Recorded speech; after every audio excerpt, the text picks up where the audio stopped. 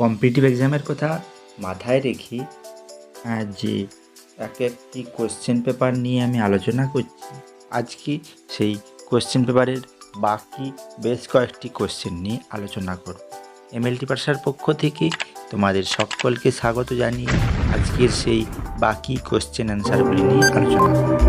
Question number 61, name the anticoagulant present in purple colour vacutainer tube, অর্থাৎ purple colour vacutainer টিউবে যে অ্যান্টিকোয়াগুলেন্টটি ব্যবহার করা হয় ব্লাড স্যাম্পল কালেকশনের ক্ষেত্রে, তাতে কি অ্যান্টিকোয়াগুলেন্ট দেওয়া থাকে? চারটি option: heparin, DTA, sodium citrate, none of this.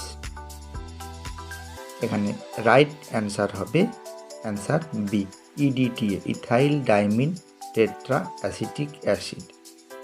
R heparin vial সাধারণত গ্রিন কালারের যে গ্রিন টপ টিউবে হেপারিন ভায়োল বলা হয়, আর সোডিয়াম সাইট্রেটের হচ্ছে স্কাই ব্লু কালারের যে টপ টিউবটি হয়ে থাকে সেটি সোডিয়াম সাইট্রেট ব্যবহার করা হয়। কোশ্চেন নাম্বার 62 নাম্বার কোশ্চেনে আমরা কি যাব? কিটন বডি ইন ইউরিন, ইউরিনের মধ্যে কিটন বডি আমরা কখন পাই? তার মধ্যে কি কি থাকে কিটন বডির মধ্যে? চারটি অপশনের মধ্যে acetone, beta hydroxy butyric acid, both A and B, আর নান অফ দিস। এখানে রাইট অ্যান্সার কোনটি হবে? অ্যাসিটনের মধ্যে আমরা থাকি যেটা জানি যে তিনটি উপাদান: acetone, aceto acetate, beta hydroxy butyric acid. তো তাহলে কিটন বডির মধ্যে এখানে এ অ্যান্ড বি যেটা আছে, অর্থাৎ সি অপশনটি রাইট হবে। Next question, serum electrolyte are analyse using, অর্থাৎ সিরাম ইলেকট্রোলাইট অ্যানালাইজ করতে গেলে আমাদের কোন মেশিনটি প্রয়োজন? নিচের যেগুলি বলেছে: colorimeter, flame photometer, spectrophotometer, none of this. এখানে রাইট অ্যান্সার কোনটি হবে? এখানে রাইট অ্যান্সার হবে অ্যান্সার বি, ফ্লেম ফটোমিটারের সাহায্যে আমাদের সিরাম ইলেকট্রোলাইট মেজার করা হয়। Next question, question number 64, temperature range use for autoclaving is, অটোক্লেভিংয়ের মধ্যে যে টেম্পারেচারটা মেনটেন করা হয় সেটি কত? Option A 100 degree for 10 minute, option B 100 degree for 30 minute, option C 121 degree for 15 minute, option D 121 degree for 30 minute. এখানে right answer যেটি হবে answer C, 121 degree C for 15 minute. Next question, question number 65, the only cell of normal CSF, normal সিএসএফে কোন ধরনের cell পাওয়া যায়? চারটি: neutrophil, lymphocyte, monocyte, none of this. Normal সিএসএফের মধ্যে যে সেলটি পাওয়া যায় সেটি হচ্ছে option B, lymphocyte.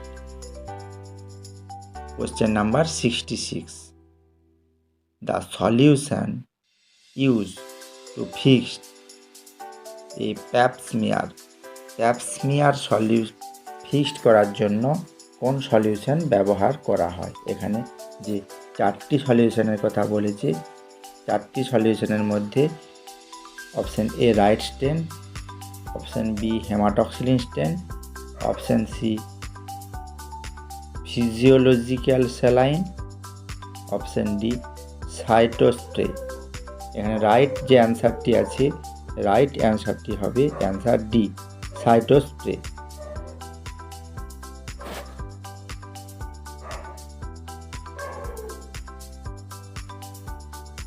Question number 67, presence of red blood cell in urine is referred to as a, অর্থাৎ ইউরিনের মধ্যে যদি রেড ব্লাড সেল পাওয়া যায় সেই কন্ডিশনকে সাধারণত কি বলা হয়? চারটে অপশান হেমাচুরিয়া, হিমোগ্লোবিনুরিয়া, অ্যানিউরিয়া, কাইল ইউরিয়া। অর্থাৎ যে চারটি অপশানের মধ্যে হেমাচুরিয়া অর্থাৎ ইউরিনের মধ্যে যদি ব্লাড আসে তখন বলবো হেমাচুরিয়া। হিমোগ্লোবিন ইউরিয়া এটা একটা কন্ডিশন যেখানে ইউরিনের মধ্যে হিমোগ্লোবিন পাওয়া যায়। অ্যানিউরিয়া অর্থাৎ যদি ইউরিনের সিক্রিয়েশন নর্মালের থেকে কম হয় তখন তাকে বলবো অ্যানিউরিয়া। আর কাইল ইউরিয়া যদি ইউরিনের মধ্যে পাস যায় তখন তাকে আমরা বলবো পার ইউরিয়া। কাইল ইউরিয়া অর্থাৎ মিল্কি প্রেসিপিটেট যদি পাওয়া যায় তখন তা বলবো কাইল ইউরিয়া। তাহলে আমাদের ইউরিনের মধ্যে যদি ব্লাড পাওয়া যায় তখন আমাদের তাকে বলবো হেমাচুরিয়া অর্থাৎ option A. Next question number 68। Specific gravity of urine normally varies between. Specific gravity of ইউরিনের স্পেসিফিক ক্যাভিটি কতর মধ্যে ঘোরাফেরা করে? চারটি অপশান দিয়েছে। চারটি অপশানের মধ্যে রাইট অপশান হবে অপশান সি, 1.010 থেকে 1.03530। এইটি হচ্ছে right answer C. Next question, name of the test use to detect the present of glucose in urine. অর্থাৎ ইউরিনের মধ্যে গ্লুকোজ আছে সেটা ডিটেক্ট করার জন্য কোন টেস্টটি করা হয়ে থাকে? Fouchet test, Benedict test, Hay's test, Rothera's test.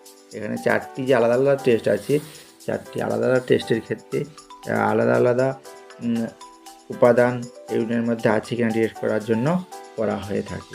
তার মধ্যে ইউরিনের মধ্যে সুগার আছে কিনা ডিটেক্ট করার জন্য যে টেস্টটি করা হয় সেটিকে আমরা বলবো বেনেডিক্ট টেস্ট অর্থাৎ অপশান বি।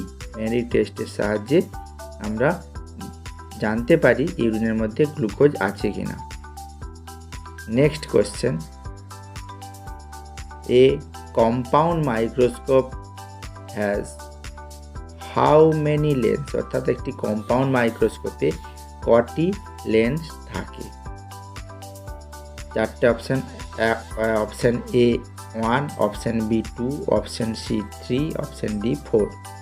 রাইট অ্যান্সারটি হবে অ্যান্সার সি অর্থাৎ 3টি লেন্স থাকে। তো আমরা যে কোশ্চেন পেপারগুলি নিয়ে আলোচনা করছিলাম সেখানে টোটাল 100টি কোশ্চেন আছে। তার মধ্যে আমাদের সাবজেক্টিভ কোশ্চেন ছিল 70টি। সে আমরা পরপর সাবজেক্টিভ কোশ্চেন 70টি আলোচনা করলাম। তো এর মধ্যে তোমাদের যদি কারো কোথাও অসুবিধা হয়ে থাকে অবশ্যই আমাকে কমেন্ট সেকশনে কমেন্ট করে জানাতে ভুলবে না।